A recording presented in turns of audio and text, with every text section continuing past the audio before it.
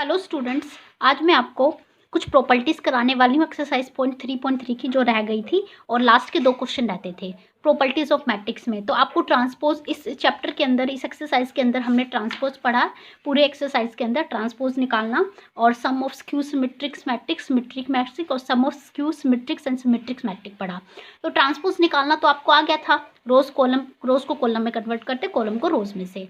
उसके बाद symmetric matric क्या होता था आपने पढ़ा, जब अगर ए का ट्रांसपोज इज इक्वल टू ए आ जाए, यानी ट्रांसपोज करने के बाद भी वही मैट्रिक्स आ जाए, तो यानी कि ये क्या है, सिमेट्रिक है। और A transpose is equal to minus A आ जाए, ठीक है, साइन जस्ट अपोजिट आ जाए, तो हमारे क्या है, स्क्यू सिमेट्रिक है। ओके, तो हम कुछ प्रॉपर्टीज़ क्या पढ़ते हैं प्रॉपर्टीज़ के अंदर कि सबसे पहली प्रॉपर्टीज़ क्या है कि ए का ट्रांसपोज यानी कि हम किसी भी मैट्रिक्स का ट्रांसपोज करते हैं फिर उसका फिर से ट्रांसपोज करते हैं तो ऑटोमेटिकली वो वैल्यू किसके इक्वल आती है, ए के इक्वल आती है। यानी कि ट्रांसपोज का ट्रांसपोज किसके इक्वल आएगा, ए मैट्रिक्स के इक्वल आएगा। ओके, ठीक है।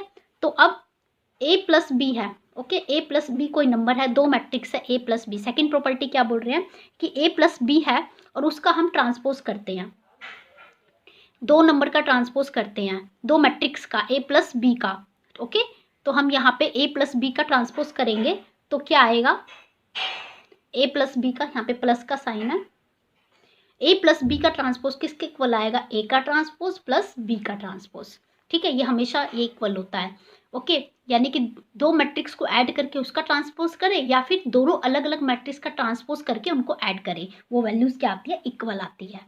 एंड थर्ड प्रॉपर्टी क्या है, ए बी का ट्रांसपोज, यानी कि दो मैट्रिक्स को इंटू कर रहे हैं, मल्टीप्लाई कर रहे हैं और उसका ट्रांसपोज कर रहे हैं, वो किसके इक्वल आएगा, बी का ट्रांसपोज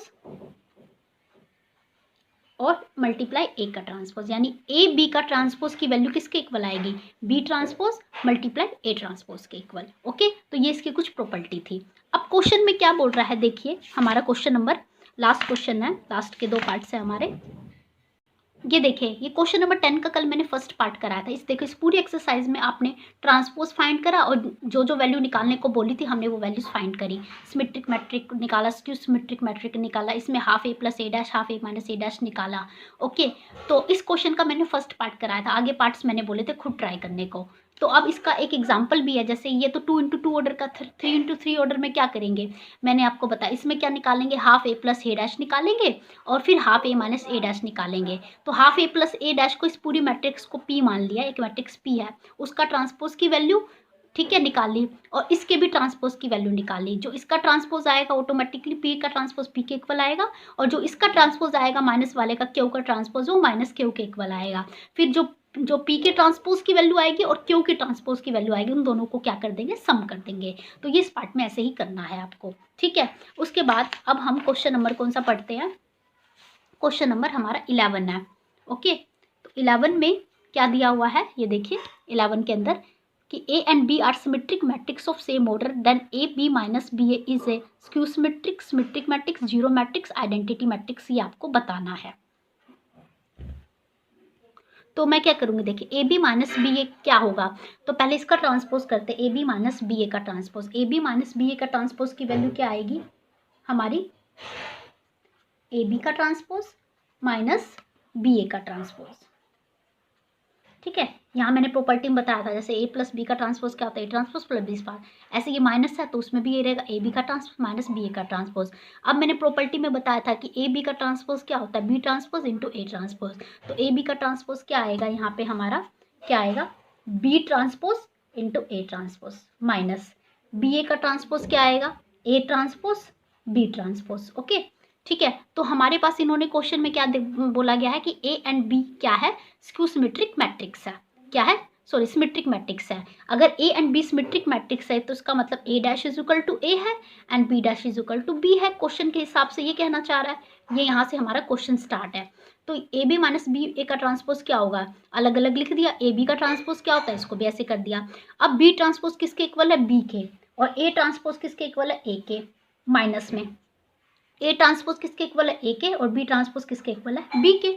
ओके, पहले स्टेटमेंट क्या दी हुई थी, A B minus B A, अब क्या आ गया हमारा, B A minus A B, यानी कि अगर मैं माइनस कॉमन लूंगी तो क्या हो जाएगा, ए बी माइनस बी ए हो जाएगा। ठीक है, तो ये मैट्रिक्स के आगे क्या आ गया, माइनस आ गया।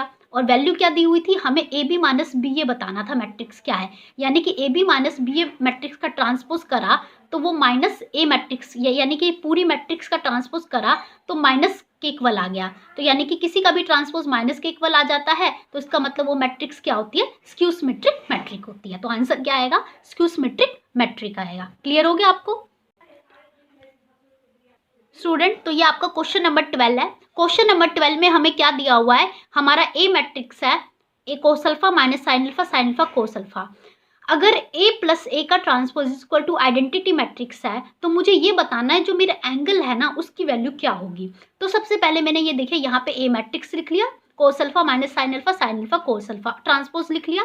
मैंने इसको चेंज कर दिया, रोज को कॉलम में इसका ट्रांसपोज निकाला और इन दोनों को ऐड करके किसके इक्वल रखा, आइडेंटिटी मैट्रिक्स के इक्वल। अब इनको ऐड करते हैं, कोस अल्फा क्या हो जाएगा, 2 cos alpha minus sine alpha plus sine alpha 0 हो जाएगा, ठीक है।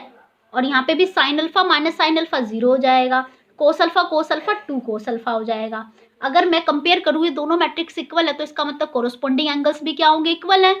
तो यानी कि 2 cos alpha is equal to 1/2 है। तो कोस अल्फा क्या हो जाएगा, सॉरी कोस 2 कोस अल्फा 1 है तो कोस अल्फा कितना हो जाएगा, 1/2, ठीक है। अब आपको पता है कि अगर 1/2 कौन से एंगल पे आता है, अल्फा की वैल्यू। तो ये देखिए स्टूडेंट्स, इसमें क्या करेंगे हम, cos alpha is equal to cos 60 degree, okay. तो कोस अल्फा 1/2 60 के इक्वल होता है ना, कोस 60, ठीक है। कोस से कोस कट गया, एंगल इक्वल टू 60 आ गया, यानी ऑप्शन में π/3 आएगा। π/3 का मतलब क्या होता है, 60 डिग्री। तो ऑप्शन आंसर क्या आ जाएगा, बी आ जाएगा। तो आपका एक्सरसाइज 3.3 कंप्लीट हो गया है।